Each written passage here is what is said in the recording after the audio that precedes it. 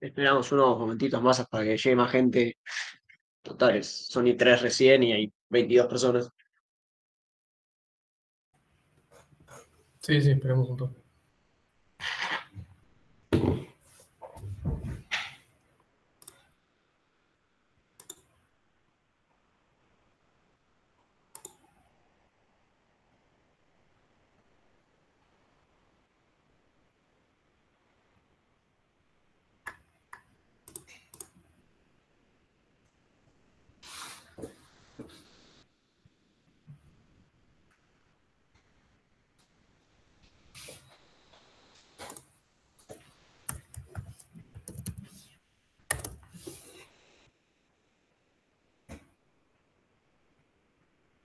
Hola, Buenas. Buenas tardes.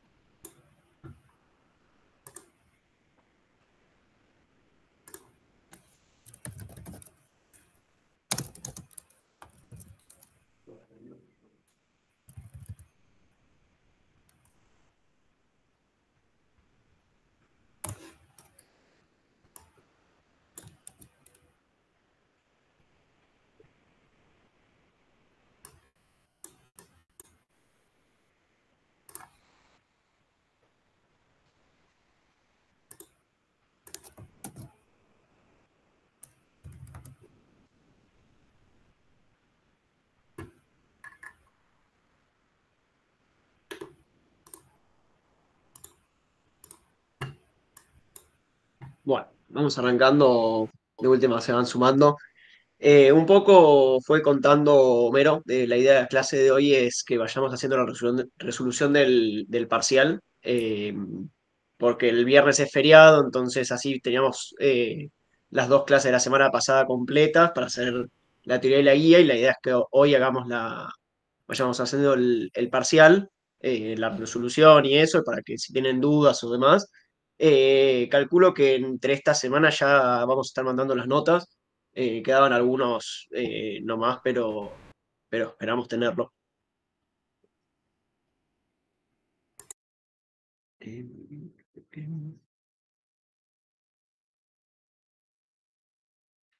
bueno, ahí deberían estar todos viendo el parcial. Ya todos lo conocen. Bueno, eh, decía, los siguientes ejercicios emplean el conjunto de datos Vertebra Column disponible de la biblioteca openml.org. El conjunto de datos contiene valores de características biomecánicas usadas para calificar pacientes ortopédicos dentro de tres clases. Bueno, estas clases se codifican tanto usando un número entero, que es class, como un correspondiente texto, que es condition, y asimismo se agregó un campo abnormal, que es binario, que fusiona las clases hernia de disco y la otra enfermedad. Entonces, el primer punto mostraba el info, que es explorar el conjunto de datos a través de las salidas del método. Bueno, de acá podemos ya ir viendo, bueno, las columnas, las filas, el resumen. Y después nos daban el método describe. Y el primer ítem decía eh, cuántos registros contiene el conjunto de datos, cuántos son campos y de qué tipo de información almacenan.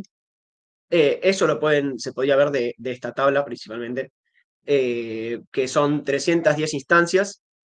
Sí, o sea, sabemos que la cantidad de filas son 310, y son 9 campos, porque tenemos el 0 al 8, son ahí de 1, 2, 3, 4, 5, 6, 7, 8, 9, que son 9 columnas o 9 campos. Después decía cuáles son los campos y qué tipo de información almacenan. De B1 a B6 son float, son variables numéricas del tipo punto flotante. La clase condition y abnormal son categóricas, por lo que dice arriba de que tienen las tres clases y después se codifican usando número en class y texto en condition, y después se agrega un campo abnormal binario. O sea, sigue siendo, aunque sea un número entero, almacena información de distintas clases, que 0 es sano y 1 era enfermo. Con mencionar algo así, creo que fue lo que todos fueron poniendo y demás, así que bien. Bueno, acá está, los conjuntos de datos cuentan con 310 instancias y 9 campos, las variables son variables numéricas y las class, condition y abnormal son variables categóricas. Bueno, ¿cuántos campos se observan faltantes de datos o nulos? Acá ya, a partir de acá podemos ver que no hay ninguna dato nulo que contiene, o sea, dentro de los 310 registros no hay ninguno que diga null, así que no hay ninguno. Bueno, se puede considerar el valor máximo de la serie B1 como outlier y análogamente se puede considerar el mínimo como outlier. ¿Y por qué? Acá, bueno, había dos opciones. Podían ir por el criterio de 3 sigmas alrededor de la media. Eso lo podemos ver acá. Acá tenemos la media. Y los 3 sigmas, que es el desvío estándar. O sea, esa es la primera opción. Acá yo ya fui haciendo las cuentas, pero bueno. El criterio de 3 sigmas alrededor de la media es 60,5, que lo vimos en la tabla anterior, más o menos 3 por 17,2. Y acá, bueno, buscamos el máximo y el mínimo. Y vemos que el máximo es 112,1 y que nos pregunta, bueno, el valor máximo de la serie B1 como outlier de la tabla, tenemos que el máximo es 129,8. Entonces podemos decir que está por encima. O sea, se puede considerar como un outlier. Por el otro lado, si hacemos 60,5 menos 3 veces el desvío estándar, tenemos que es 8,9, que eso nos da 112, perdón, nos da 8,9, y vemos que Bmin, que, no, que el valor va a estar entre 8,9. ¿Sí? ¿Alguien tiene alguna pregunta de este?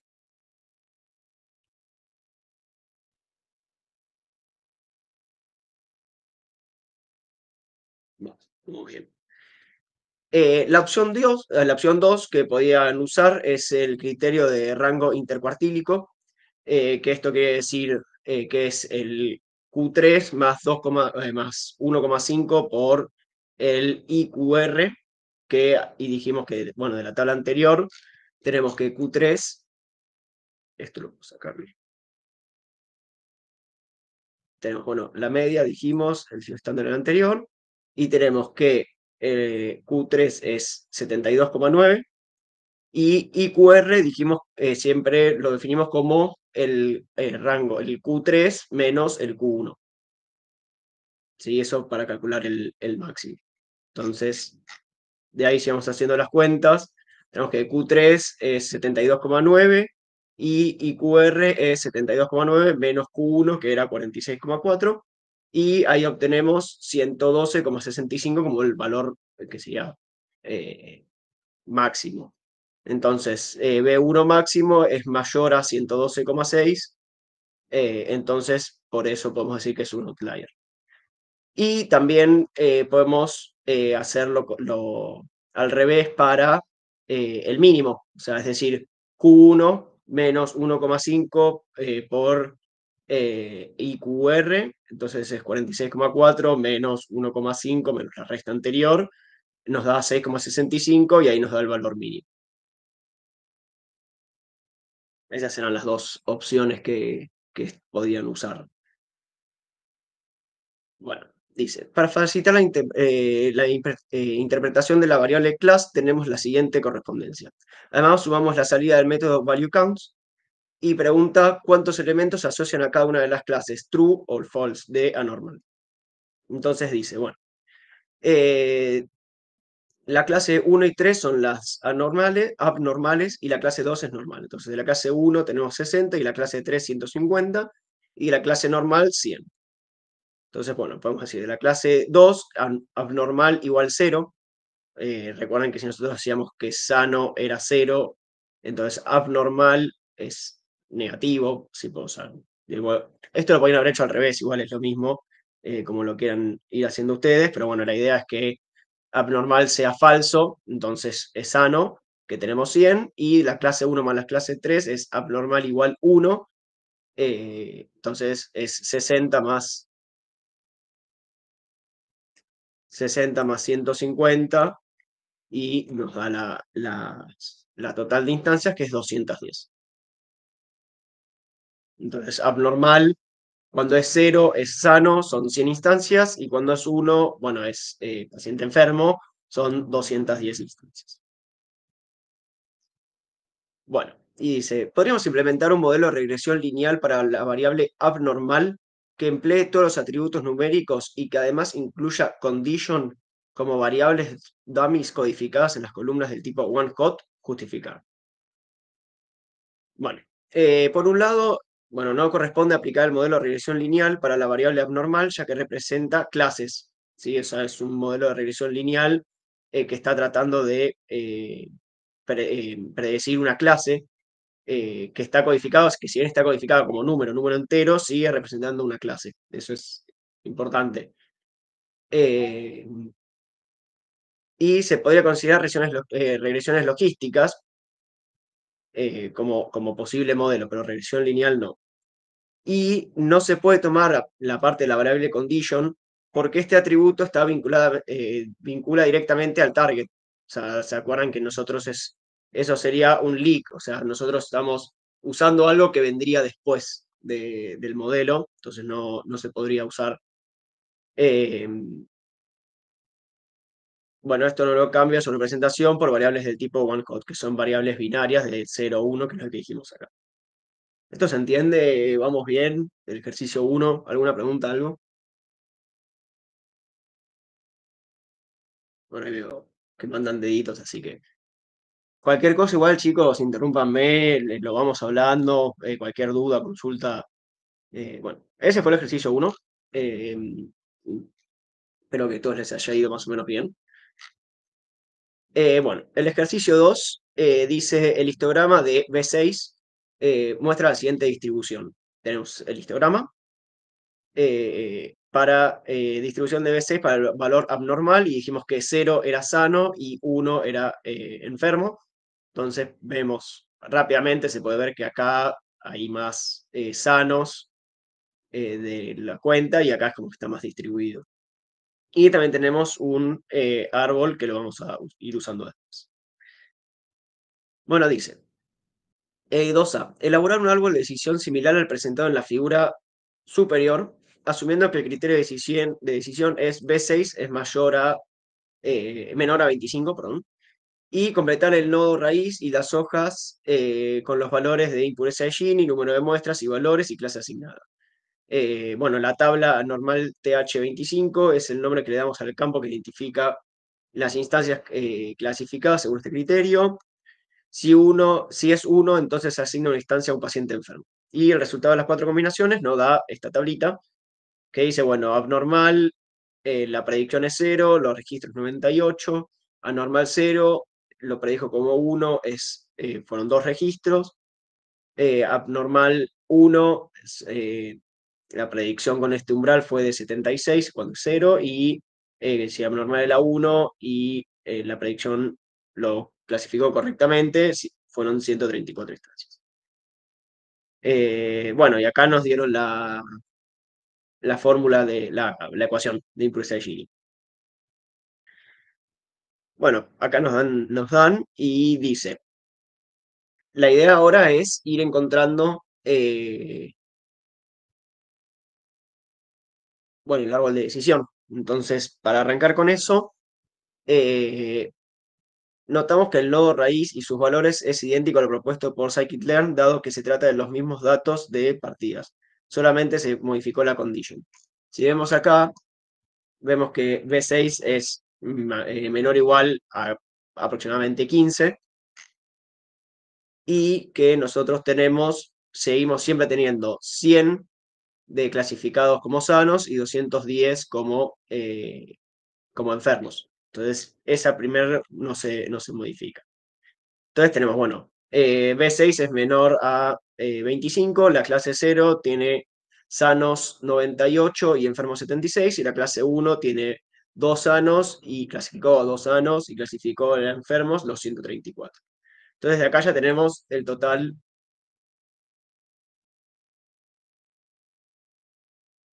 Ahí va, un poco mejor. Acá ya tenemos los totales. Bueno, esta es la fórmula de imprudencia de Gini que nos dieron arriba, y sabiendo que PI es la probabilidad, es el valor sobre el total. Entonces, si nosotros queremos calcular la impureza de Gini para la clase 0, es decir, para esta de acá, tenemos que es 1 menos la 98, que es sanos, sobre el total al cuadrado, menos, porque esto recuerden que es una sumatoria, pero con este menos se vuelve todo negativo. Tenemos 76, que son los enfermos, sobre 174. Bueno, si reemplazamos y hacemos esa cuenta, nos da que es 0,492. Y lo mismo para la clase 1, o sea, la clase enferma, reemplazamos en PI, es 1 menos 2 sobre 136 al cuadrado, porque acá tenemos 136 y 2 sanos, menos 134 enfermos sobre el total, que es 136 al cuadrado. Bueno, si reemplazamos nos da 0,029. Bueno, y ya con estos datos ya podemos armar el árbol de decisión. Entonces, el primero es B6 es menor a 25. El Gini sigue siendo el mismo. Las samples, bueno, 310, el value es 100 y 210, y la clase es igual a 1. Entonces, acá lo separamos para clase 0 y clase 1, y reemplazamos los valores que fuimos obteniendo. 174 samples, el value es 98 sanos, 76 enfermos de clase 0, y el Gini es 0,029 con 136 samples, y tenemos 2 sanos y 134 enfermos. ¿Alguien no siguió esta parte del ejercicio? Porque hubo, obviamente no todos, pero hubo varios que se les complicó esta primera parte, que encima daba los números para el resto del ejercicio.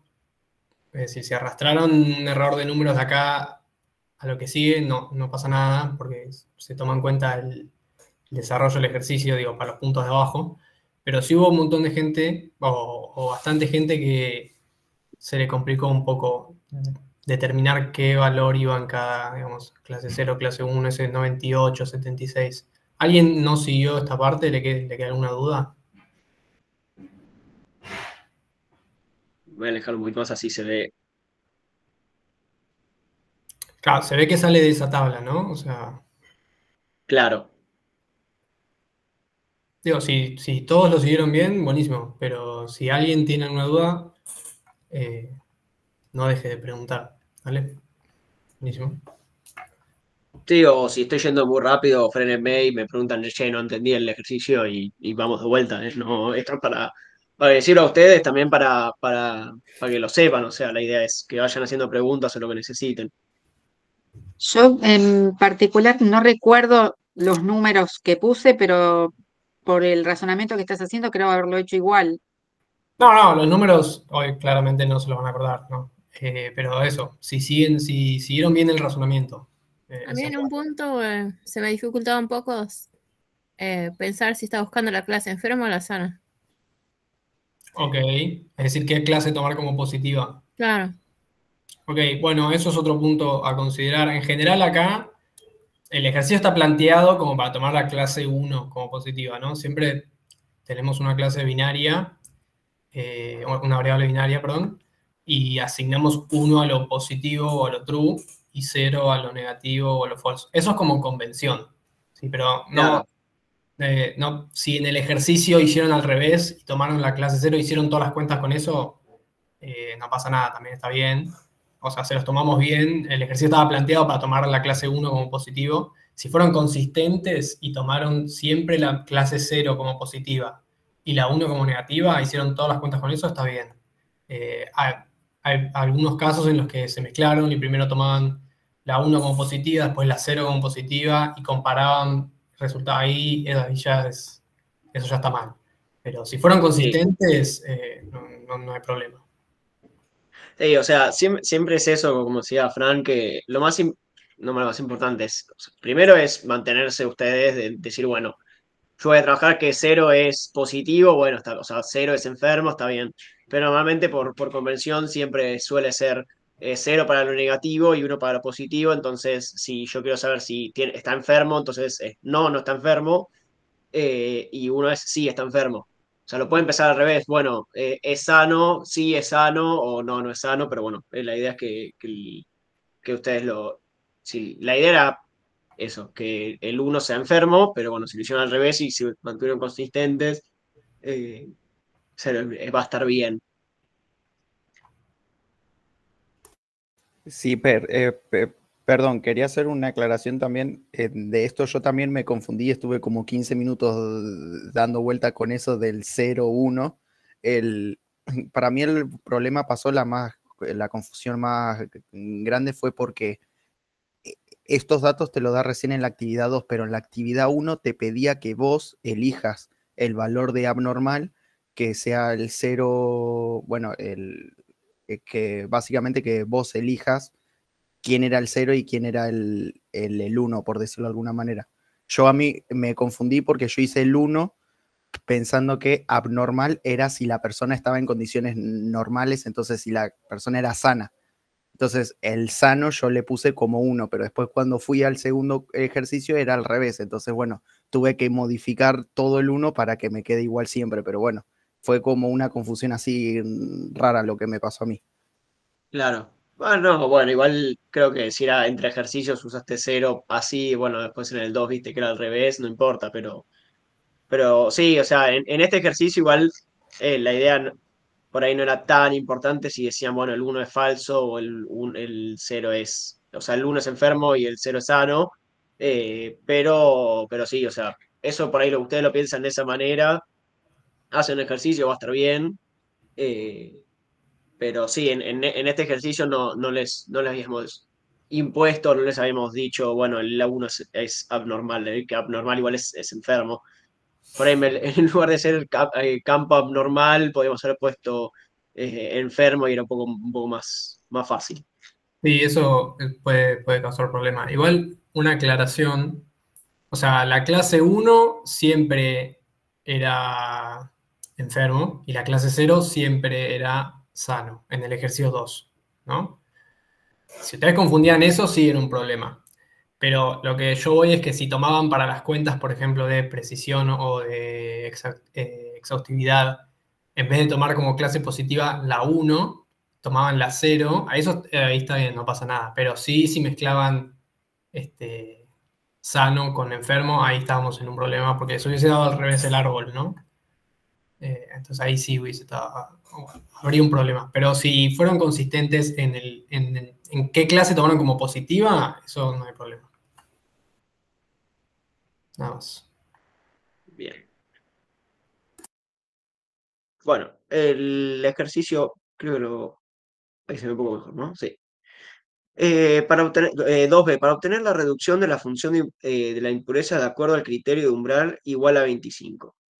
¿Por qué scikit-learn asigna aproximadamente 15 al umbral que separa entre ambas clases y cuál es el impacto de la reducción en la función de impureza en este segundo caso? Bueno, para calcular entonces, nosotros necesitamos el Gini, que, bueno, no me quedó muy prolija ahí la letra, creo que ahí se ve un poco mejor.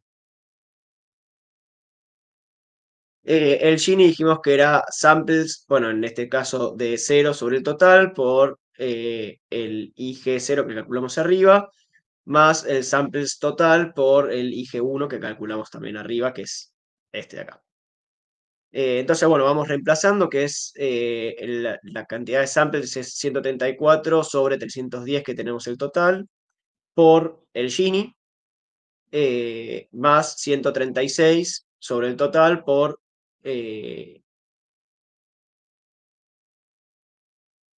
creo que me confundí. Ja. ¿Qué pasó?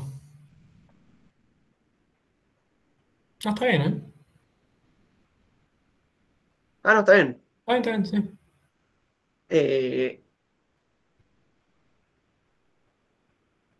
Bueno, entonces... No, me confundí en este número, me parece. Ah, te adelantaste, sí, está bien. Sí, perdón. Esto es 0,029. Después lo corrijo, chicos. No. Pero este sí estaba bien. Me confundí ahí al pasarlo a la hoja. Bueno, entonces para hacer la reducción tenemos que hacer el Gini del umbral menos el Gini del primero, que era 0,437. Y eso nos da que es, bueno, menos 0,148. Y si hacemos lo mismo para umbral 15, que son los datos que nos había dado de acá, tenemos que este Gini es el mismo, que este Gini es 0,039 y este es 0,479. Bueno, haciendo la misma cuenta que recién y reemplazando, nos da este valor, que es 0,268. Y si hacemos la reducción, nos da que es 0,169. Entonces, podemos decir que el scikit-learn toma el umbral de aproximadamente 15 porque es el que más reduce la impureza esta, que lo podemos ver acá. Sí, Profe, una pregunta. Sí,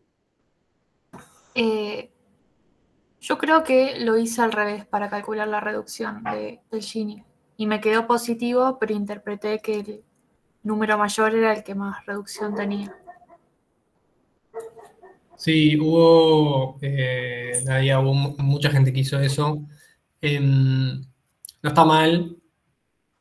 Es eso, depende de cómo tomen el delta, si hicieron final menos inicial o inicial menos final, pero de vuelta, si lo interpretaron bien el resultado, es decir, si hacen final menos inicial, el Gini final debería ser menor, ¿no? Entonces, final menos inicial da un número negativo, que es este menos 0,15. Y el del umbral 15 les da menos 0,17, es decir, tiene que ser más negativo, ¿no? Cuanto más negativo, mejor. Por eso el umbral, la reducción del Gini del umbral 15 es el que elige scikit-learn, ¿sí?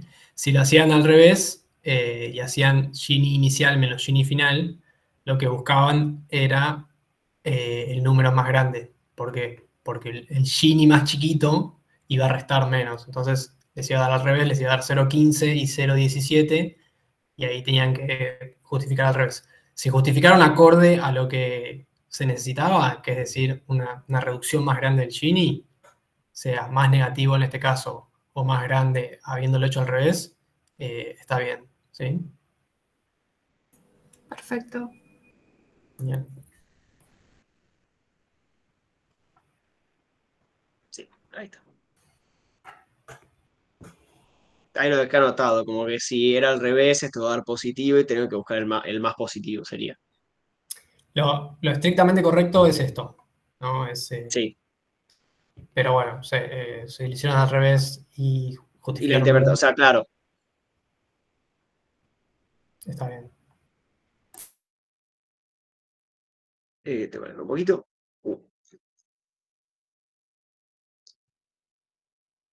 Bueno, dice 12, obtener la matriz de confusión, la exactitud, la exhaustividad o recall y la precisión del modelo, cuyo umbral de clasificación es 25. Bueno, acá me quedó un poco lejos para ir armando las predicciones, pero nosotros teníamos que de la clase 0 tenemos 98 sanos y 76 enfermos. O sea, este fue clasificado como 0, este fue clasificado como 1. Y en la clase 1, este fue clasificado como 0 y este fue clasificado como 1.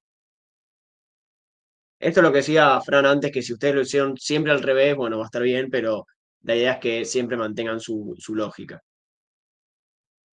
Entonces tenemos en las observaciones, cuando el paciente era sano, lo clasificó como enfermo, dijimos que eran 2, y cuando lo clasificó como sano era 98. Y cuando el paciente era enfermo y la predicción fue enferma era 134, y cuando el paciente era enfermo y lo clasificó como sano era 76. Bueno, entonces de acá podemos ir sacando los diferentes valores que necesitamos para calcular las métricas. True positive es el que clasificó correctamente como positivo, o sea, son los enfermos que clasificó como enfermos, que es 134. Los false positive son los que eran sanos, pero los clasificó como enfermos, son 2. Los true negative son los que son sanos y los clasificó como sanos. Y los false negative son los que eran sanos y los clasificó como enfermos.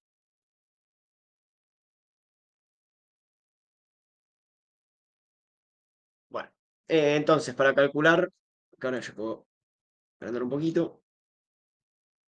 El accuracy dijimos que era true positive más true negative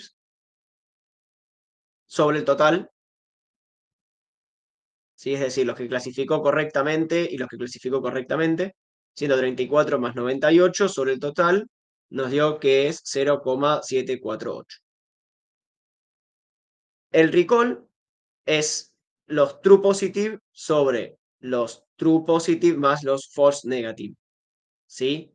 Es decir, de la categoría que es enfermo, ¿sí? True positive, dijimos que era 134, que lo clasificó bien, sobre 134 más los que clasificó negativamente, mal. Entonces hacemos la cuenta y nos da que es 0,638. Y la precisión es los true positive, los 134, sobre los, bueno, true positive más los false positives, que son los que clasificó como sanos, perdón, como enfermo, el que es sano y clasificó como enfermo. Y bueno, si reemplazamos ahí, nos da 0,985. Entonces ahí ya tenemos la matriz de confusión, la exactitud, la exhaustividad y la precisión. ¿Alguna pregunta hasta acá? ¿Se entendió cómo armar la matriz? ¿Se entendió cuáles son los true positive? ¿Cuáles son los true negative? Sí. Bueno, y el 2D dice recuperar la matriz de confusión a partir de la figura del árbol de decisiones de scikit-learn, calcular la exactitud, la exhaustividad y la precisión de vuelta. Bueno, quedó un poco arriba de vuelta, pero la idea es ahora usar estos datos de acá. ¿Sí? Entonces tenemos que para la clase sano tenemos 97 y 60, o sea, 97 serían los true negative, o sea, que son clasificados sanos y realmente son sanos. 64 son los que clasificó como sano y en realidad eran positivos. Y acá tenemos 3 que eran sanos y los clasificó como enfermos, y 146 que los clasificó correctamente como enfermos. Bueno, teniendo en cuenta en mente esos números, vamos a armar de vuelta la matriz de confusión, ¿sí? Diciendo que, bueno, los que eran enfermos y clasificó como enfermos, o sea, los true positive, son 146. Los true negative, que son los sanos, que clasificó como sanos, son 97. Los falsos positivos o false positives son los que eran enfermos y clasificó como sanos. Acá me confundí de vuelta.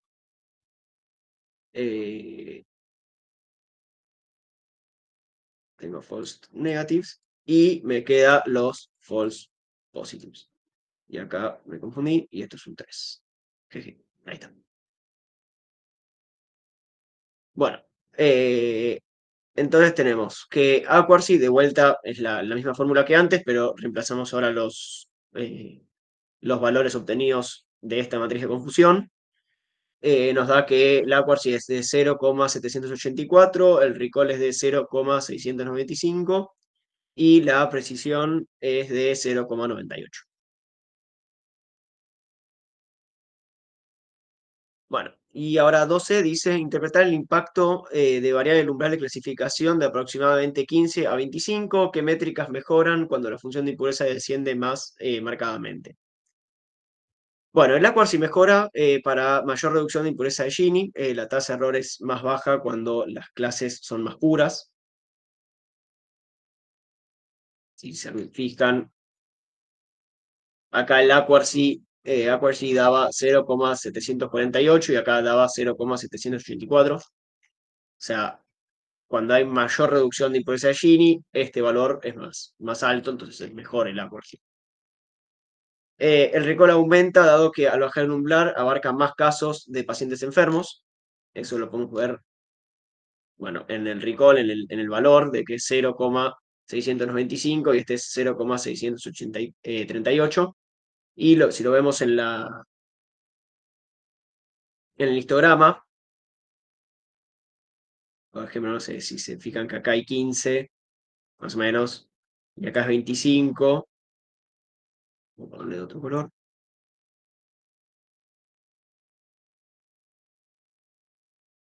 Punto amarillo agarré, ¿no? Brillante. ¿Sí? Se dan cuenta que al bajar el umbral, abarcamos más casos de pacientes enfermos. O sea, más pacientes con uno. O sea, estamos abarcando ahora todos estos, ¿no?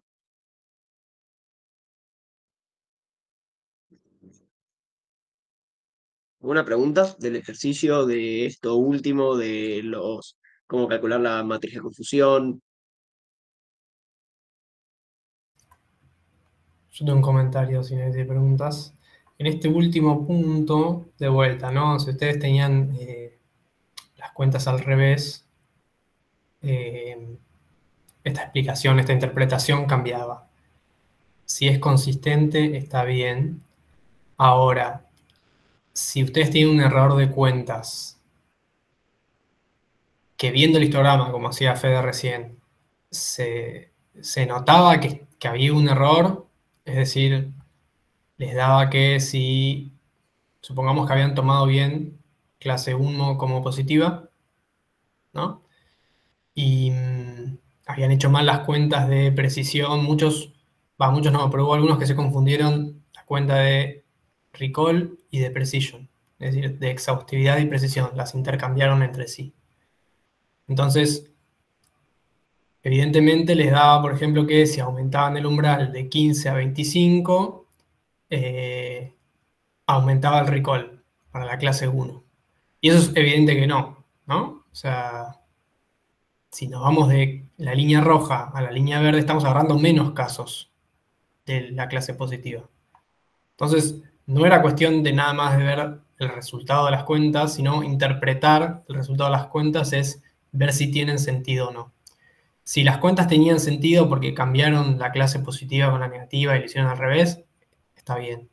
Ahora, si lo que tuvieron fue un error de cuentas y el resultado no se condecía con la interpretación del gráfico, por ejemplo, del árbol, de cualquiera de las dos, ahí ya deja de estar bien, ¿sí? Porque es integral el ejercicio. Entonces, interpretar un resultado no es solamente repetirlo en un párrafo escrito, sino es ver si tiene sentido o no tiene sentido el resultado. Eso. Perfecto.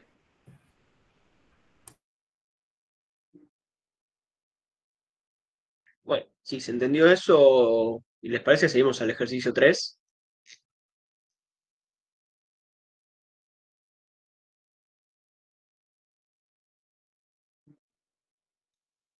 Dice, se quiere generar un modelo de regresión lineal para la predicción de la variable B2, usando como features la variable B3 y abnormal. El modelo se define según el siguiente pipeline. Bueno, preprocesamiento es column transformer, ¿sí? Scaler, de standard scaler, de B3. que es lo que acá dice la variable de 3 y abnormal, de one hot, y dice, bueno, one hot encoder, drop first, abnormal. Sí, eso había que tenerlo en mente por todo lo que vamos a tener que hacer ahora. Sí, esto, o sea, ahora lo vamos a ir viendo, igual era la fórmula, one hot encoder que convierte categorías en columnas binarias. Bueno, entonces dice 3A, dice la media de desviación estándar obtenida del entrenamiento para el scaler son 25,55 y 18,96 respectivamente. Aplique el preprocesado a los siguientes datos. Entonces nos da que abnormal positivo, es decir, paciente enfermo, es 58,04, la media, ¿sí? Perdón, no, nos da que B3 es 58,04 y abnormal 0 era 25,32. Entonces, bueno, creo que si lo agrego un poquito, ahí creo que lo ven un poco mejor. Bueno, Standard Scalar, la fórmula del Standard Scalar era que Z es igual a X menos U sobre sigma, donde U es 52,55, que es un poquito lejos. Son la media, ¿sí? 52,55, y el sigma es 18,96, que es la desviación estándar. Bueno, entonces ya les había dicho antes, pero bueno, one hot encoder es lo que convierte las categorías en columnas binarias, y drop first lo que hace es elimina una de las columnas y la toma como categoría base. O sea, para ser 0 y 1. Entonces, bueno, para la codificación 0, ¿sí? Es abnormal igual 0, es decir, bueno, pacientes sanos. Teníamos que B3 es igual a 25,32. Entonces, si reemplazamos en nuestra ecuación acá X es B3. Sí, entonces tenemos 25,32 menos 55,25. O sea, reemplazamos en esta fórmula, nos da que es aproximadamente menos 1,437. Una forma de anotarlo es esta de acá, que es menos, o sea, el valor que nos estamos dando, punto y coma, la codificación. Y la codificación igual a 1, que es abnormal igual a 1, es decir, paciente enfermo, nos da que B3 es 58,04. Y si reemplazamos nuevamente en esta ecuación de acá, nos da que es 0,286. Y bueno, la misma notación que acá, pero acá cambiamos el valor de la codificación. ¿Se entendió este punto de cómo aplicar el preprocesado? O sea, era importante, tenían que saber principalmente la función de Standard Scalar, que la fuimos viendo, y que hacía One Hot Encoder para abnormal.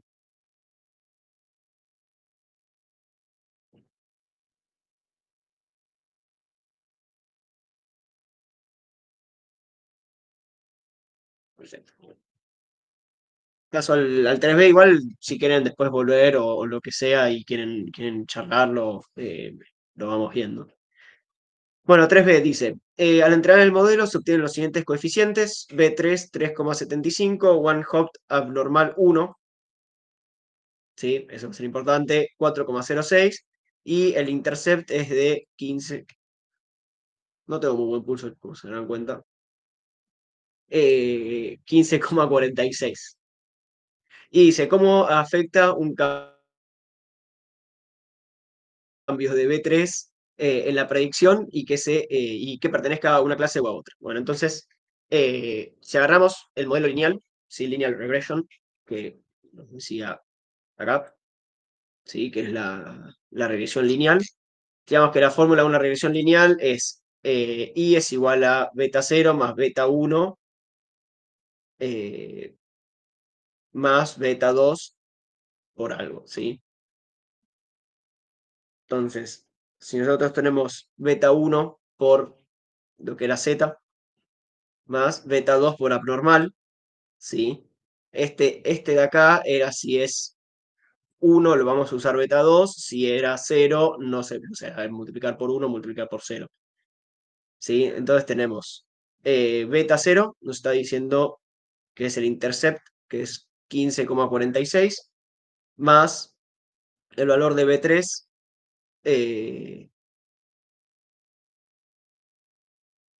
no, el valor de B3, no, perdón, que B3 da 3,75, entonces por Z, que es beta 1, más 4,06, que es I abnormal, es 1, entonces esto va a ser 1, entonces este valor se queda. ¿Sí? Me interesa este valor. Entonces podemos decir que el cambio en B3, cada incremento de una desviación de estándar en B3, ¿sí? Una desviación estándar en B3, que es 18,96, que es lo que vimos acá. Una desviación estándar, 18,96, aumenta la predicción en 3,75 unidades, que es este valor de acá. O sea, si cambiamos Z, aumentamos 3,75 veces. Al incrementarla, al bajar la desviación estándar, por decir, este valor va a ser más chico, entonces va a ir decreciendo la predicción. Y el cambio en abnormal pasa de la clase 0 a la clase 1 de normal a abnormal, incrementa la predicción en 4,06. Es decir, si la abnormal es 0, este término se va, entonces no me suma esto. Mientras que si esto es 1, me mantiene la predicción, o sea, me mantiene el valor.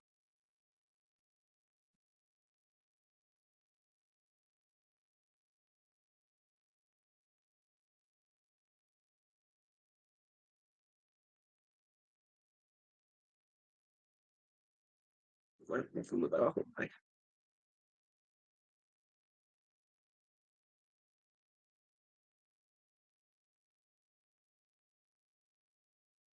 Bueno, 13 dice, obtenga la predicción del modelo para los datos de la tabla, cuantifique el error de cada una, teniendo en cuenta los valores reales son 14,31 y 14,38. Entonces, bueno, abnormal, eso llegan a verlo, si no puedo hacer más zoom y lo vamos moviendo. Cuando abnormal es igual a 1, tenemos que B3 es 58,04, esto lo sacamos de la tabla, y el Z era 0,289. Entonces, si reemplazamos en nuestra ecuación del modelo lineal, lo reemplazamos acá, nos da que es 20,6, y el valor real, ¿sí? Es 14,31 para los positivos, nos da que es 6,29 el error. ¿Sí? 20,06 menos 14,31, este es el valor predicho, menos el valor real, nos da 6,29. Y para abnormal, que es 0, nos dio que B3 era 25,32 y el Z, lo habíamos calculado antes, era menos 1,437. Si lo reemplazamos nuevamente acá, esto, vuelta, me confundí. Esto es abnormal igual 0. ¿Sí? Entonces queda 15,46 más 3,75 por el valor de Z para cuando la predicción es 0, más 4,06 por 0. ¿Sí? Y nos da que 10,07 es el valor predicho. Y el valor real era 14,38. ¿Sí? Entonces, si hacemos valor predicho menos valor real, nos da que el error, esto es menos 4,31. ¿Sí? Entonces, dice, cuantifique el error para cada uno, teniendo en cuenta los valores reales son 14,31 y 14,38. Vamos a usar el MSE como medida de error. Sí, ¿qué es esto?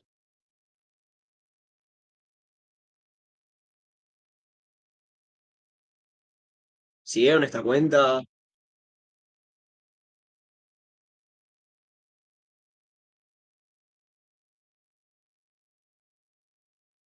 Perfecto. Igual si quieren de vuelta, lo volvemos a revisar lo que necesiten. Bueno, dice 3D. Luego se producen las siguientes figuras. ¿Qué representa cada una? ¿Qué puede decir sobre el modelo a partir de ellas? Bueno, tenemos la primera figura, la segunda figura y tenemos que el gráfico izquierdo representa la dispersión junto a la recta del modelo lineal, ¿sí? Cada puntito es cada valor, ¿sí? Y si está pintado azul era abnormal 0 y pintado naranja es abnormal 1, o sea, sano y enfermo. Y la recta en verde es la recta del modelo lineal. Bueno, se puede observar que el modelo tiene un ajuste razonable con cierta dispersión, o sea, podemos ver que no es que lo hizo,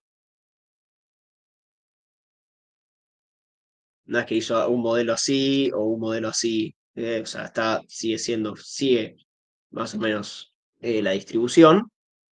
Eh, pero un detalle que podemos mencionar que es importante, fíjense que a mayor dispersión, hay mayor dispersión para valores altos de I, es decir, cuando aumentamos I, o sea, por ejemplo, en I40, fíjense que los valores están como más o menos un poco más cerca, mientras que cuando vamos aumentando el I, o sea, por ejemplo, I100, ya empiezan a estar todos un poco más lejos. ¿Sí? Eso es algo que podemos remarcar de acá. Y en cuanto al gráfico de la derecha, es un histograma de residuos, ¿sí? Es importante que se mencione que es de residuos. Y el residuo es R menos I menos el valor predicho. ¿Sí? Acá está el histograma de cuántas veces.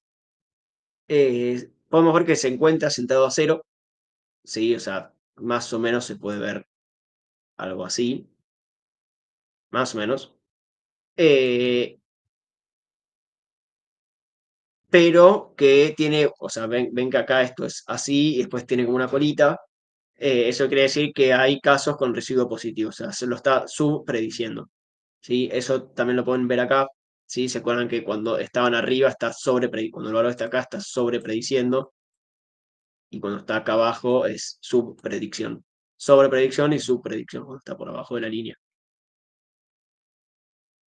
Bueno, entonces podemos concluir que dice que se puede decir sobre el modelo que hay algunos indicios de subajuste y parece haber un sesgo en el gráfico de la izquierda, tiende a subestimar para chico y sobreestimar para I grande. Fue lo que dijimos, que acá subestima y acá sobreestima. No sé si lo he dicho al revés antes, pero bueno, acá es subestimado, fíjense que el valor predicho acá y el valor real es este, y el valor real es este y acá lo está sobre prediciendo.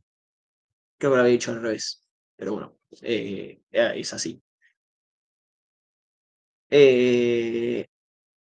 Y bueno, que el histograma de residuos no parece tener una distribución normal, o sea, no es que es así, sino que tiene como una colita para atrás. Eso es cosa que se podían mencionar del modelo. ¿Alguna pregunta? ¿Se entendió lo de subpredicción y sobrepredicción? Bueno, pasemos al 4, así igual cualquier cosa volvemos, pero así no se va haciendo tan pesado y tan largo.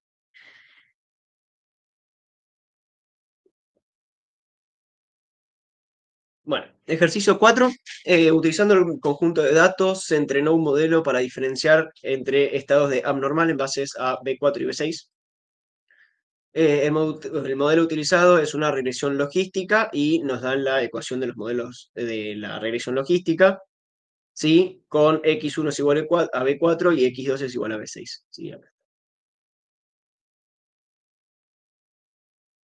Sí, esto es B4 y esto es B6. Luego de entrenar el modelo se obtienen los siguientes valores de beta. O sea, beta 0 es 1,6, beta 1 es menos 0,0646 y beta 2 es 0,145. Dice A, obtenga la ecuación de frontera de decisión para este modelo y grafica aproximadamente en la figura. Entonces, bueno, los puntos con probabilidad de 0,5 definen la frontera de decisión, ¿sí? Y entonces asumimos un umbral de 0,5. ¿Sí? Entonces, bueno, tenemos la ecuación, ¿sí? Acuérdense que esta notación es la misma que esta, con z igual a esto de acá arriba, y x1 es igual a... Pasé totalmente. Ahí está. X1 es igual a B4, X2 es igual a B6, bueno, y acá beta 0, y los que dijimos recién. Entonces dijimos que esto de acá tiene que ser igual a 0,5, ¿sí? Entonces, si pasamos esto para acá y esto para acá y empezamos a despejar, nos queda 1 es igual a 0,05, acá ya distribuí el 0,5, más 0,5 por e a la menos z. Si paso restando, me queda 0,5 es igual a este término de acá, y 0,5 sobre 0,5 es igual a e menos z, 1 es igual a e a la menos z, ¿sí? Y para que esto sea 1, z sí o sí tiene que ser 0, ¿sí? Entonces z tiene que ser 0. Acá había dos opciones que podían tener, o sea, despejar la ecuación de la recta para x1 o para x2, ¿sí? Acá hice la cuenta para ambos, por si alguien se acordaba qué había hecho para despejar. Bueno, entonces, para que z sea igual a 0, beta 0 más beta 1 por x1 más x2 más beta 2 por x2 tiene que ser igual a 0. Y si vamos despejando, tenemos que x1 es igual a 24,77 más 2,24 por x2. Y la opción 2, si querían despejar x2,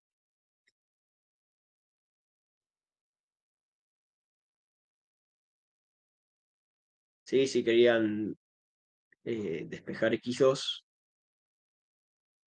¿sí? Les daba que era menos x2 es igual a menos 11 más 0,446 por x1. Esas eran las dos que podían, las dos formas de mostrar la ecuación de frontera. Y después dice graficar aproximadamente en la figura. Yo me traje la figura para acá.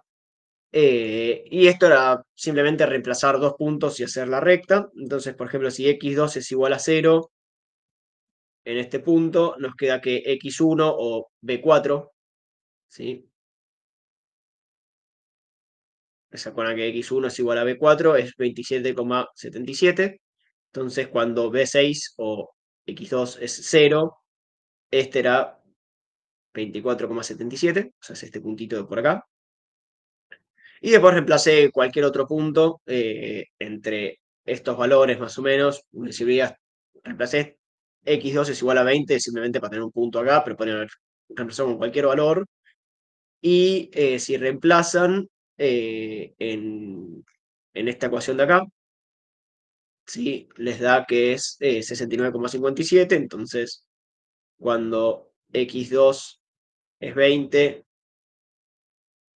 ¿sí? Les queda este punto acá. Voy a dejarlo marcado. Más o menos. No me quedó muy bien el puntito, pero bueno, se entiende. Entonces, bueno, ahí ya tenemos la recta marcada en el gráfico. ¿Vamos bien por ahora? Lo importante acá era esta ecuación de acá, ¿sí? Para que tenemos que igualarlo a 0,5 o directamente z igual 0 y las ecuaciones que podían mostrarlo de cualquier forma. Profe, en ese caso, Sí, se podía reemplazar directamente el z en la ecuación e ir despejando, o sea, con los valores sí, de beta. sí, ya directamente si ponían z igual 0 ya estaba bien. ¿Esa es tu pregunta? No. Vos decís, Entonces, de vuelta entonces. en la guía lo habíamos hecho como de otra forma. Íbamos reemplazando a z por los valores de beta 1, o sea, los betas que nos daban. Claro, sí, yo hice lo mismo, me acuerdo. O sea, no planteé la primera ecuación, o sea, entendiéndola, la entendí, pero no la planteé y después como que reemplacé todo lo otro. Sí, entiendo lo que dice Nadia. Perdón, para buscar la frontera, ¿están diciendo? Sí, sí. Y No sé si ella se refería a eso. reemplazaron, perdón, más explícito, ¿qué reemplazaron? Sería, igualamos la función sigma a 0,5. Sí, sí. Y después en menos z, entre paréntesis, pusimos el Pusieron valor todo. de beta 0 del ejercicio, más el valor Sí. de beta 1, más el valor de beta 2. Con, Y con recién ahí fuimos X1 y despejando. X2. Sí, Ah, sí, si entiendo lo que hicieron lo mismo, salvo que escribieron por todos lados que valía Z, que Fede lo hizo recién al final. Fede hizo la cuenta, despejó que Z tenía que valer 0 y recién ahí escribió lo que valía Z y despejó X1 contra X2. Pero es la misma cuenta, si entendí bien lo que hicieron, ¿no? Corríjame si no es eso lo que hicieron. Lo que entiendo es que ustedes pusieron 1 sobre 1 más C a la menos beta 0 más beta 1 por X1 más beta 2 por X2 y despejaron a partir de ahí todo eso igualado a 0,5. sí, claro. Claro. Sí, es la misma cuenta. Sí, perdón, no había entendido la pregunta.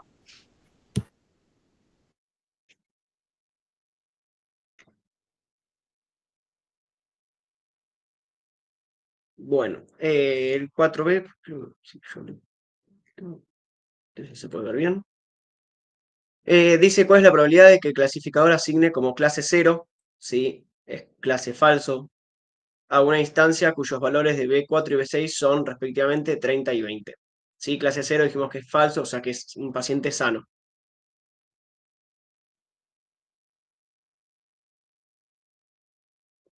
Entonces, bueno, tenemos la probabilidad de I igual a 1, ¿sí? Si nos fijamos en el enunciado, nos dan la probabilidad de I igual a 1, de X1 a X2, y si X1 es igual a B4 es igual a 30 y X2 es igual a B6 es igual a 20. Acá, bueno, era resolver la ecuación de Z es igual a beta 0 más beta 1 por X1 más beta 2 por X2, y ya acá nos dan todos los valores, ¿sí? De 1,6 por 646 por 30, que es B4, más 0,145 por 20, y nos da que el valor de Z es 2,562. Y si lo reemplazamos en nuestra ecuación de probabilidad, es 1 sobre 1 más e a la menos 2,562. Y al reemplazar esto nos da que es 0,93. ¿Sí? Lo importante de acá es que esta ecuación, perdón, este resultado, ¿sí? Es la probabilidad de que I es igual a 1. ¿Sí? Es decir, que es clase igual a 1. Entonces, para que la probabilidad sea sano, es I igual a 0, es 1 menos la probabilidad de que sea, enfermo. ¿Sí? Entonces nos queda que es 1 menos 0,93, y esto nos da que la probabilidad, ¿sí? Es 0,07 para que sea sano o clase 0. ¿Se entendió por qué la probabilidad es 0,07 y no 0,93?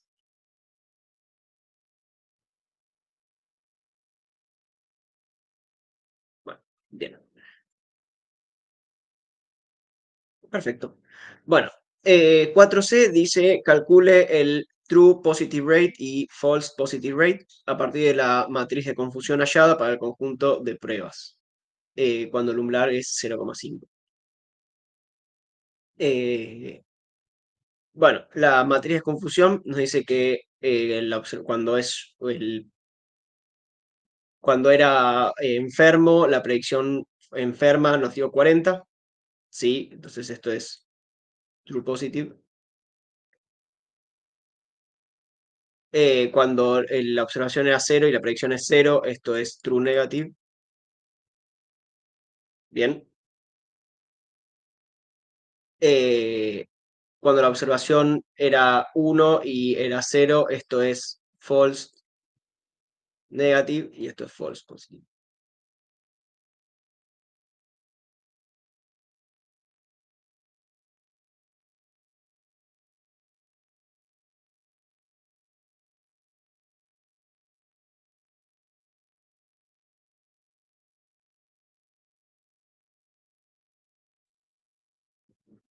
Bien. Bueno, entonces el true positive rate es true positive sobre true positive más false negative. Si esto es 40 sobre 40 más 4, si es 0,909. Y el false positive rate es falsos positivos sobre falsos positivos más true negative. Entonces esto es falsos positivos era 4 sobre 4 más 14. ¿Sí? Esto nos daba 0,222. Bueno, 4D dice, dibuja aproximadamente la curva ROC para este modelo, cómo se obtienen los diferentes puntos de esta curva y tienen distintas fronteras de decisión. Entonces, bueno, para graficar la curva ROC, nosotros tenemos el punto 0, 0 y el 1, 1, ¿sí? Siempre es los dos puntos cantados, o sea, sabemos que arranca en el 0, 0 y termina en el 1, 1, ¿sí? Eso es lo que ya tenemos. Y false positive rate normalmente lo ponemos en el eje X y true positive rate normalmente se pone en el eje Y. Entonces, si reemplazamos con los valores que obtuvimos recién, de 0,09 y 0,222, tenemos que el false positive rate es 0,222, que es más o menos por acá. ¿Sí? No quiero hacer mucha línea. ¿Sí? Y 0,091 es por acá más o menos. Entonces acá ya obtenemos el punto que calculamos recién. Entonces los puntos de la curva ROC son los pares, X son los FPR y Y son los True Positive Rate. Como vimos arriba, sus valores se obtienen de la matriz de confusión, ¿sí? Calculándolo de esta manera, de estas dos maneras. Distintos umbrales dan lugar a diferentes matrices de confusión, ¿sí? Porque piensen que al cambiar el umbral, estos valores van a ir cambiando, entonces nos cambia el True Positive Rate y el False Positive Rate. Entonces, distintos umbrales dan lugar a diferentes matrices de confusión, con lo que se construirá la curva ROC. Es decir, cuando vamos cambiando el umbral, vamos a ir obteniendo diferentes pares FPR y TPR para ir construyendo la curva. Entonces, ciertamente, los diferentes umbrales se relacionan con otras fronteras de decisión. Entonces, si yo tengo otra frontera de decisión, que es decir, tengo otro umbral, tengo otra curva ROC, otra diferente matriz, por lo que me da diferente curva ROC por distintos valores. Componer algo de ese estilo, si lo iban explicando, de dónde se obtenía este valor y cómo puede irse formando la curva y demás, está bien. Bueno, el 4E era un poquito más para pensar, de que se use un poco la cabeza, porque dice para la curva ROC simple, o sea, para esta curva de 3 puntos, allá en el punto anterior, obtenga una estimación del área bajo la curva y que nos informa dicho valor. Bueno, ¿cómo podemos estimar si tenemos esta curva ROC? ¿Sí? ¿Cómo podemos estimar lo que es el área bajo la curva? ¿Sí? Sabiendo que tenemos 3 puntos nada más. Era un ejercicio de trigonometría, o sea, de imaginárselo y después empezar a hacer trigonometría. Si ustedes lo podemos pensar, acá podemos tener un triángulo rectángulo acá y otro rectángulo, bueno, selecciono ahí, uno ahí,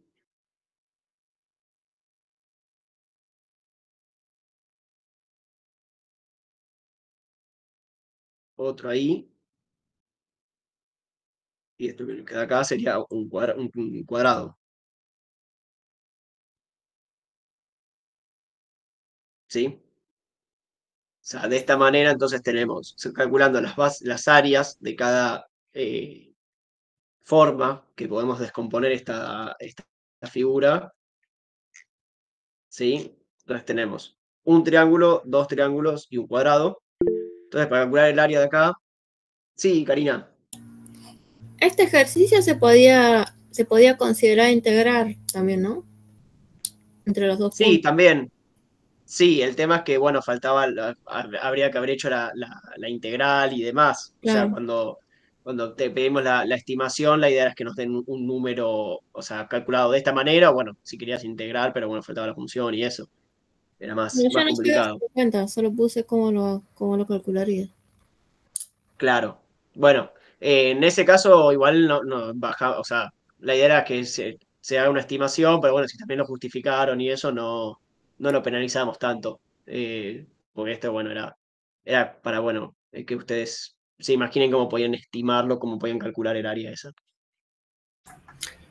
Pero no bajamos muchos puntos, no se preocupen por eso. Claro, piensen que la integral es como el caso ideal, ¿no? Y en realidad nunca vamos a tener una función a la cual le vamos a poder aplicar la integral. Entonces, para, para calcular justamente el área bajo la curva siempre se usan métodos así iterativos, ¿no? De suma. Claro, pues yo me puse a pensar, esta es una curva ROC que es bastante recta, pero si tuviera diferentes umbrales, tendría algo más curvadito. Claro, pero siempre es como es una aproximación numérica, ¿no? O sea, nunca, no es que tenemos una función f de x igual a raíz de y, algo así. Claro. Entonces, está bien, teóricamente e idealmente podemos calcular el área bajo la curva con la integral, pero en la práctica es siempre una sumatoria, ¿no? Una sumatoria. Y scikit-learn te lo hace automáticamente, pero también te lo aproxima. Pero lo hace numéricamente, exacto, claro, no aplica una integral, de hecho es muy costoso el cálculo simbólico, es algo que en Python no está muy aplicado y tampoco podríamos hacerlo porque no tenemos la función. Toma como diferentes Claro, puntos. perdón, pensá que vos la curva ROC la vas construyendo a partir de todos los FPR y TPR, no es que vos te dicen, bueno, tenés tal función, entonces podés integrarla. Sí, o sea, vos como que Sí, sí, tanto scikit-learn o sea, sí, Python son las dos lo que tasas. sea, va poniendo puntos y después dice, bueno, ¿cómo puedo estimar yo el área? Y lo va haciendo de forma iterativa. Mm. Se entiende igual, bueno, la idea era que, bueno, les queda base por altura sobre 2 otro triángulo que el área es base por altura sobre 2 Tenés la y el diferencia. área del cuadrado es base por altura. Mm. Bueno, del primer triángulo, la base es 0,222, ¿sí? Es esta de acá, y la altura va de 0 a 0,909, ¿sí? Esto nos da este valor de área dentro del triángulo 1. Del triángulo 2, la base es 1 menos 0,222, o sea, es este de acá. Solo de acá. Y la altura es 1 menos desde donde arranca, que es 0,909, y nos da esta área. Y la base por altura del cuadrado este es, bueno, 1 menos 0,222 por la altura. Entonces nos queda que la AUC o área bajo la curva es de 8.435 o 0,84, ahí los decimales están. Entonces, bueno, el área bajo la curva y dice, bueno, ¿qué nos informa dicho valor? O sea, esto. Dice, el área bajo la curva ROC nos informa la probabilidad de que el modelo clasifique dos pacientes elegidos al azar, uno sano y uno enfermo, de manera correcta.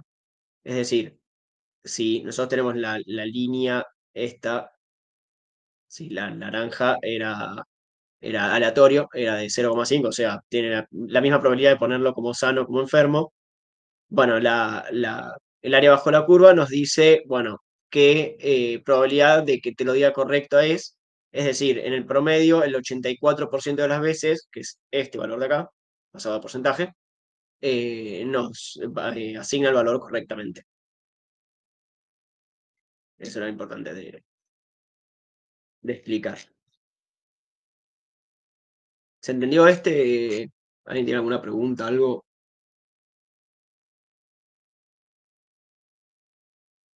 Bueno, seguimos así, vamos siguiendo. No, Vamos si podemos terminar esto más rápido. Bueno, ejercicio 5 dice, se realiza una clasificación por vecinos más cercanos para variable dependiente abnormal, tomando los atributos B1 y B2. Y la siguiente figura representa la tasa de error y la exactitud, accuracy, en función de la inversa de la cantidad de vecinos más cercanos. ¿Sí? La inversa de vecinos más cercanos. Entonces dice, asignar las curvas 1 y 2 a los conjuntos de datos de prueba y entrenamiento sí corresponden. Entonces, bueno, la curva 1 es la curva azul, que era la punteada. ¿Sí? Fíjense que el error, ¿sí? Arranca alto y va bajando, ¿sí? A medida que tenemos menos vecinos, ¿sí? Esto se va achicando, el error, hasta que la cantidad de vecinos, o sea, es 1 sobre 1, nos da 1, este de acá. Esto pasaba cuando, cuando es un conjunto de entrenamiento, ¿sí? Es decir, arranco con un error alto y empiezo a bajarlo. Y la curva 2 es lo que hace el conjunto de prueba, o sea, tengo algo así y después a medida que voy aumentando los números de vecinos más cercanos, voy bajando los vecinos más cercanos, es decir, me voy moviendo para este lado del gráfico, el error aumenta, ¿sí? Empieza a aumentar. Entonces, bueno, dice, la curva 1 representa la respuesta al conjunto de entrenamiento, la curva 2 lo hace para el conjunto de prueba. La elección se puede apoyar en observar las tasas de error más altas sobre todos los puntos de la curva que representan los datos de prueba y el aspecto de U visto frecuentemente en los datos de prueba. Con esto de acá. Y la exactitud o accuracy, ¿sí? En este caso, es simplemente accuracy es 1 menos el error rate. Por lo tanto, tienen las mismas curvas, pero son reflejadas. Fíjense que esta es la misma que esta, pero reflejada. Y esta es la misma que esta, pero reflejada. ¿Sí? Piensen que a medida que bajo el número de vecinos, mi accuracy aumenta, porque tengo un vecino, por ejemplo, o el mismo, pasa a ser el mismo vecino siempre. Entonces el accuracy en entrenamiento va a ser perfecto, pero cuando lo pruebo con nuevos datos, empieza a tener muy bajo.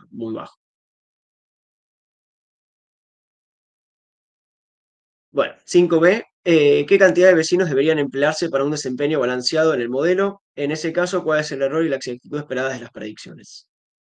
Entonces, bueno, la idea es acá que trabajen un poquito con la figura.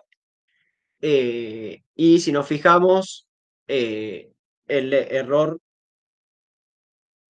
es más o menos cuando K es igual a 10, o sea, es 0,1. Sí, más o menos por acá. Sí, tenemos que el error en prueba es este y el error en entrenamiento es este. Entonces dice, en ese rango la tasa de error, que es irreducible, sería cercana a 0,3. Sí, más o menos 0,3. O diciéndolo de otra manera, si nosotros tomamos este valor de acá, 0,1, ¿sí? Tenemos que es casi, el accuracy es casi 7. Perdón, una consulta. Yo me acuerdo Sí. de eso que había elegido 0,125 porque pensé que estaba justo en la mitad que te daba 8. O sea, yo consideré que estaba como justo la mitad entre 0 y 0,25 y te daba 0,125, que eso te da Sí, octavo. Pero bueno, claro, vos decís, claro, como No es lo que estamos evaluando, que también pueden dividir un intervalo.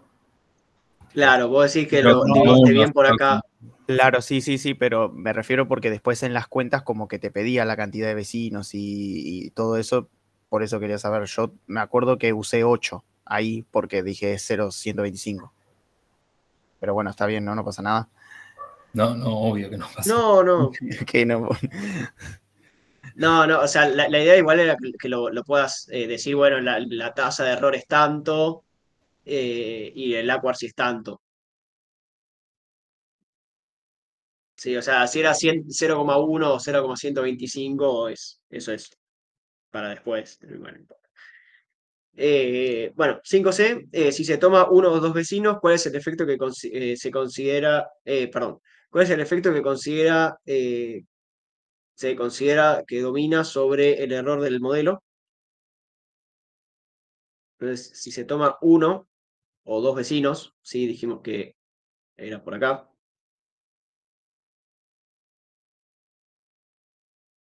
Sí. Predominan errores de varianza. Lo que dijimos que acá era error de varianza. Y se observa el overfitting. O sea, fíjense que nosotros cuando tenemos un vecino, ¿sí? Voy a estar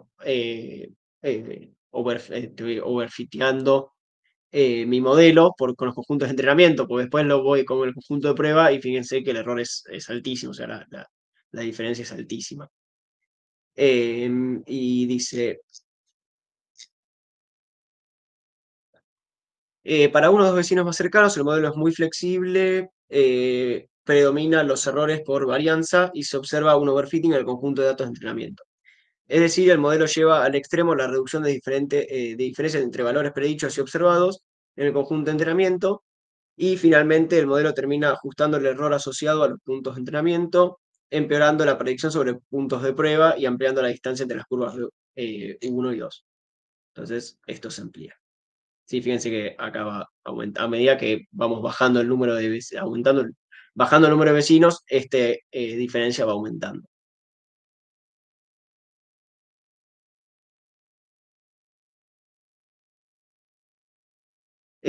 Bueno, dice, ¿por qué la exactitud es estrictamente 1 y la tasa de error es nula cuando K es igual a 1? ¿Sí? Esto fíjense que es 0 cuando es 1 y 1 cuando es 1. Me pasa la fichita, pero fíjense que el accuracy es 1 y el error rate es 1 para los conjuntos de prueba. Y dice, los vecinos más cercanos se buscan del conjunto de entrenamiento. Cuando el punto que elegimos para predecir abnormal es un dato de entrenamiento, entonces el primer vecino es el mismo punto y se encuentra a distancia 0, 0. Para el modelo con K igual a 1, esto se repite para todos los datos de entrenamiento, es decir, yo voy tomando el mismo punto, o sea, fíjense, piensen que están así, yo voy a tomar siempre el mismo punto, no me importa el otro. Entonces, la distancia es 0, entonces todas las predicciones en el conjunto de entrenamiento, todas las predicciones son correctas. O sea, yo te puedo decir, sí, ese es enfermo o ese es sano, porque estoy viendo el mismo punto en el entrenamiento.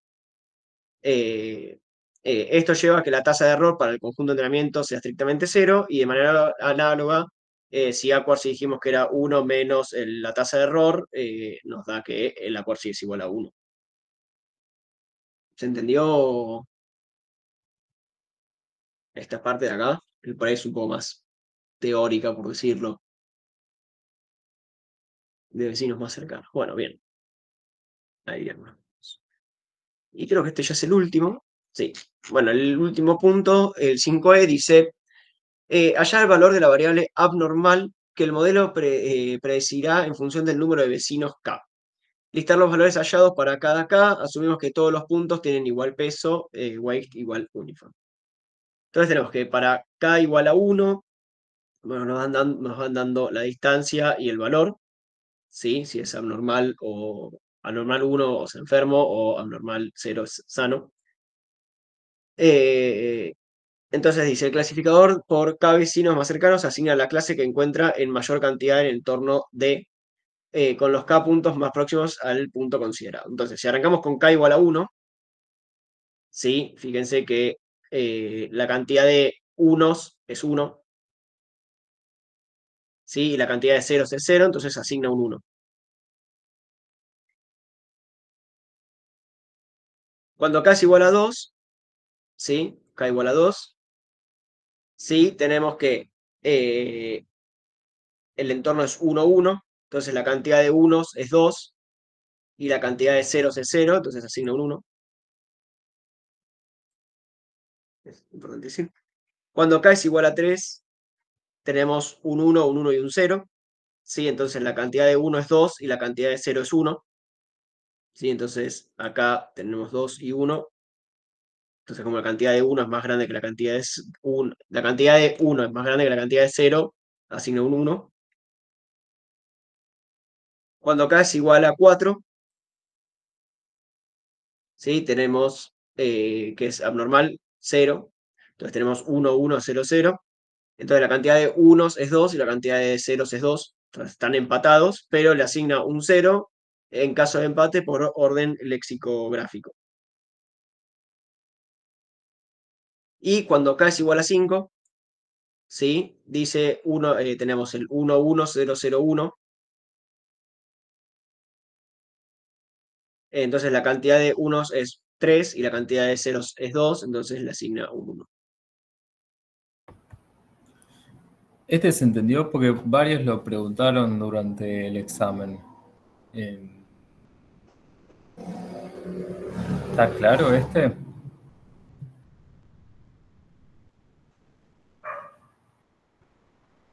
Yo como que ahora me doy cuenta, porque en el examen creo que había preguntado y no, pero, o sea, fue una interpretación mía de la consigna.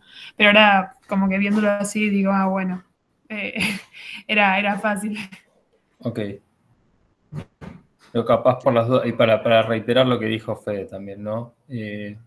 Acá los que le decíamos era quiénes son los vecinos, y lo que le estamos dando era ordenadamente por distancia de menor a mayor quiénes serán los primeros 5 vecinos de un nuevo punto, ¿no? Entonces lo que tenían que decir era, bueno, si me quedara solo con el primer vecino, como tapo las 4 filas abajo, me quedo con la primera. ¿Cómo asigna el KNN? Bueno, se fija qué vecinos son mayoritarios. Esa era la idea. Lo mismo con 2, con 3. Pero bueno, entiendo que en los nervios del parcial y pensando que los estábamos tirando a matar, capaz pensaron que iba más difícil, pero... Sí, o que tienen que usar B1 y B2. O que tienen que usar B1 y B2, sí. Claro, sí, ahí entendí. Gracias, profesor. No, de nada. Bueno, eso más. Bueno, si alguien tiene alguna pregunta, ¿esto después se lo podemos subir, Juan, resuelto o...? Sí. ¿No lo subimos todavía? Sí, después lo subimos. Pero bueno.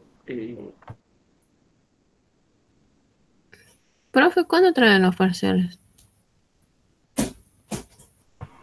En papel, el viernes que viene. O sea, este viernes no, el otro. Cada vez este viernes es feriado, queda Claro. para el otro. Sí, que hayan puesto el feriado el viernes ha arruinado todos los planes. Sí. Si llegamos, bueno, después tenemos que ver eso, si llegamos a juntarlos. Esa es la parte difícil, digo. Hay algunos que tal vez están medio en el borde y queremos verlo el parcial todo junto antes de darle la nota final. Entonces digo, por eso tal vez no hay ningún caso y podemos mandarle las notas antes, pero seguro el viernes que nos vemos ahí estamos. ¿Sí?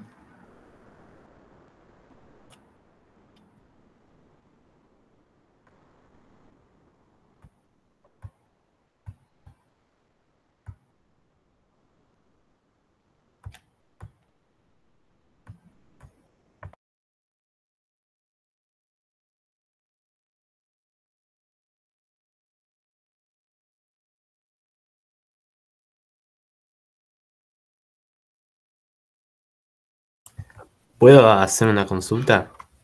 Acerca del 2, en el que hablaba si quedaba bien hacer un modelo lineal de... Exactamente creo que es el 2C. ¿Se puede ver de vuelta? Pues no entiendo a Sí, qué se obvio. refiere, ¿no? Por favor. Em, A ver. Subí un poco más. Ah, el último, sí. El primero, el último ítem. acá. Sí. No recuerdo cuál era la... O sea, leyéndolo no interpreto bien a qué vayan. ¿A qué va? Bueno, Claro. eh,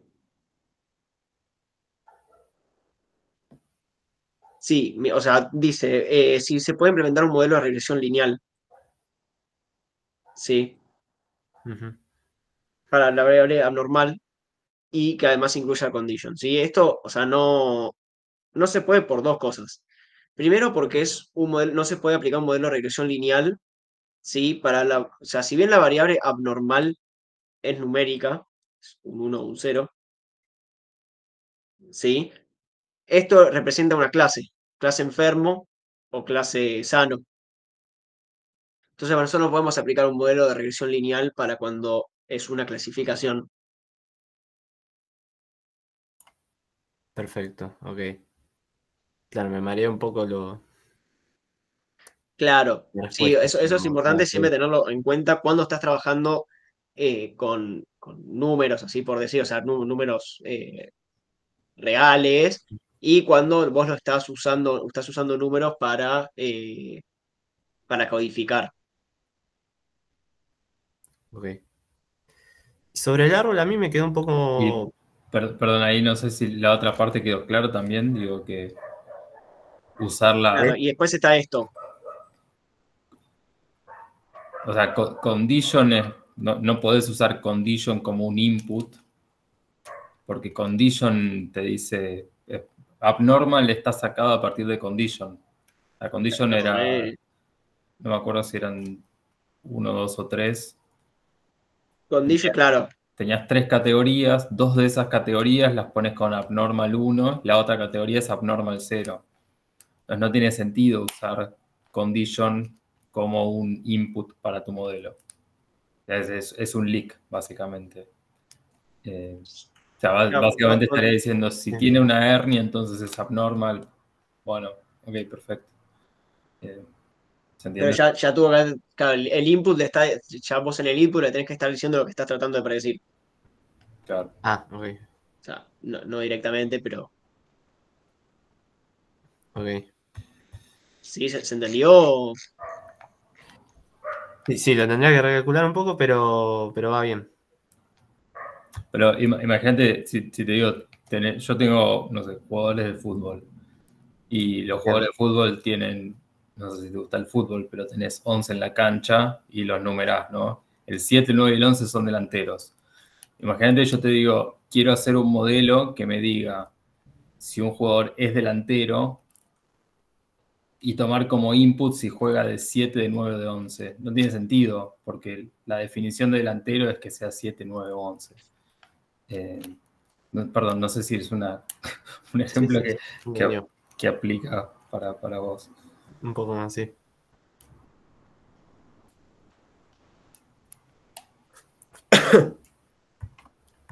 Bien. Y alguien tenía otra pregunta.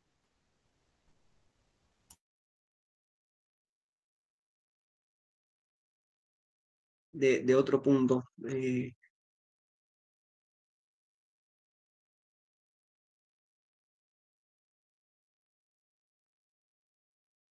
No me acuerdo quién, no llegué a ver quién había sido. O estoy escuchando voces, ya está.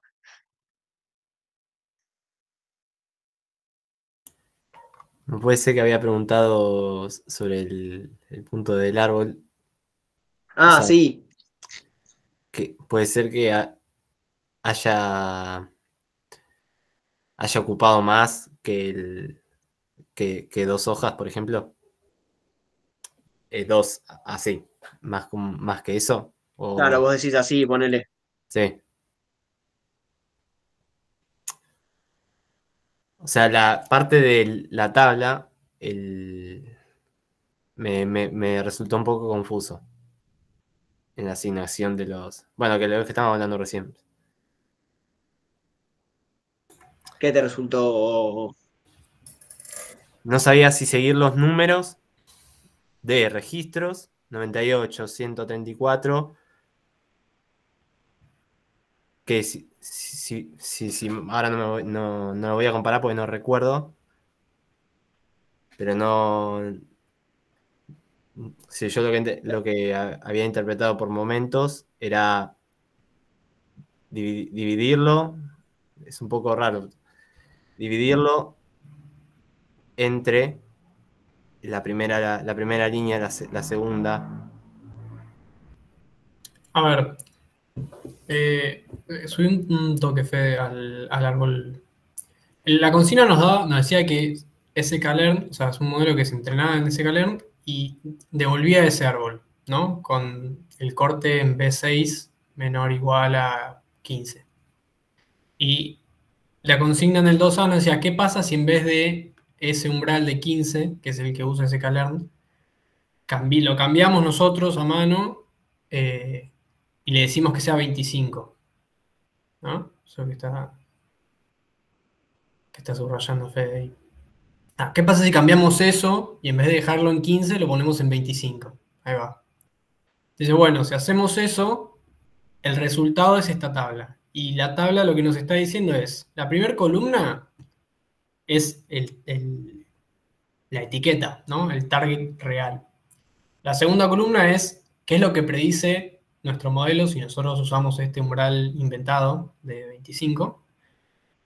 Y la tercera columna nos dice cuántos registros están cayendo en esa combinación. Entonces, la primera fila, 0098, lo que nos está diciendo es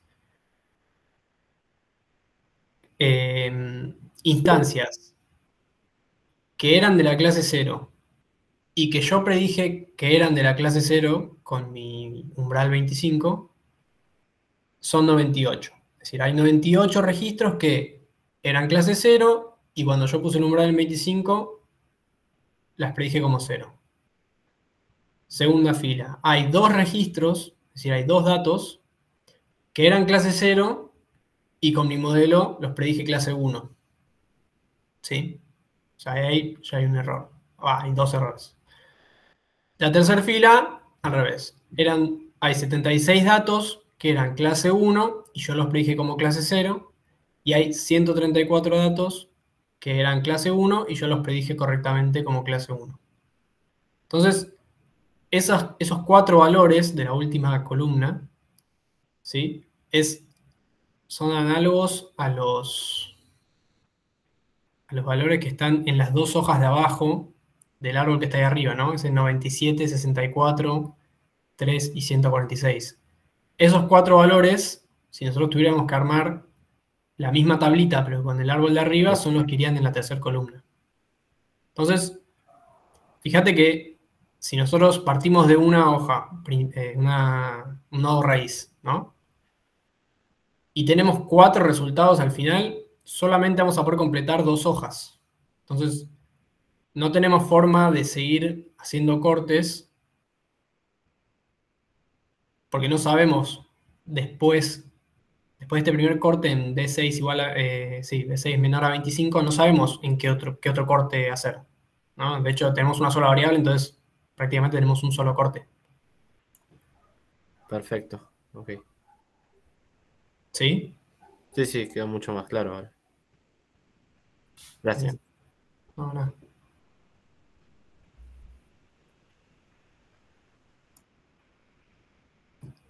Tomás. Sí, no. Que yo, por ejemplo, esa tabla, para poder entenderla mejor, se me había hecho, que lo había planteado como una matriz de confusión. Y se me hizo como más fácil para entender el ejercicio después, digamos.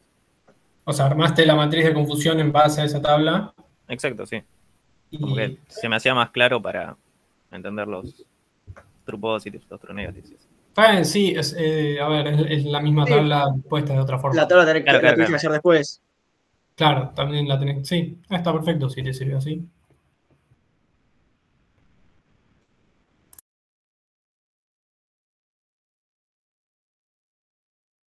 No sé si sirve mucho más eso.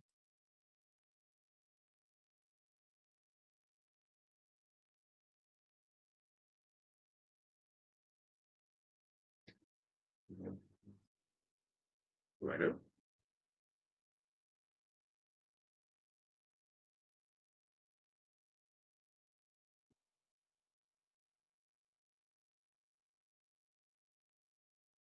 Qué difícil es usar.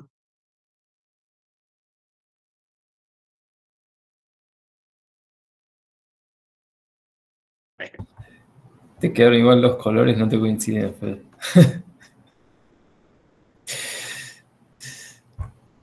Bueno, ¿alguna otra consulta, chicos?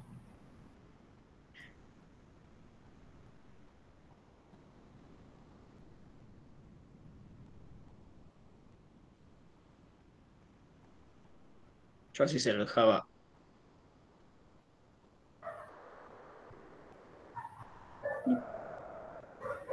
Bueno, si no hay consultas, les reitero. Viernes feriado, semana que viene hacemos ensambles, clase del martes y el viernes. Viernes hacemos entrega de parciales y nada, eso, básicamente.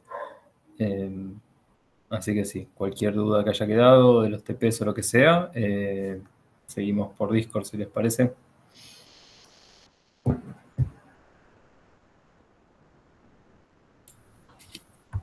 Buenas noches, profe. Bueno, nos vemos. Chao. Bueno. Buenas noches, profe. Hasta